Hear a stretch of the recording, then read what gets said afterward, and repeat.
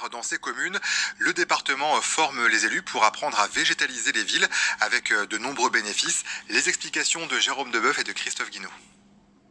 Une balade pédagogique dans les rues de Marsac avec des élus de 8 communes charentaises et leurs agents techniques encadrés par des spécialistes de l'environnement. Est-ce que ça va être contraignant s'il atteint sa taille adulte, à 15-20 mètres de haut?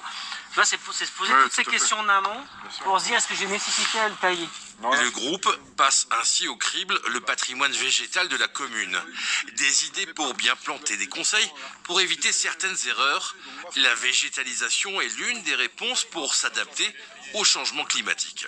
On est tous conscients du réchauffement climatique et des choses qui changent en ce moment, donc il faut absolument changer nos habitudes. Le changement qui est possible et qui sera le plus efficace, mais on entend tous parler, c'est l'arbre, c'est planter des arbres en fait. Et c'est ce qu'on essaye d'expliquer depuis ce matin dans la formation, c'est planter des arbres au bon endroit et la bonne espèce. Cette partie de la formation insiste aussi sur les nouvelles pratiques imposées par la réglementation, comme dans ce cimetière.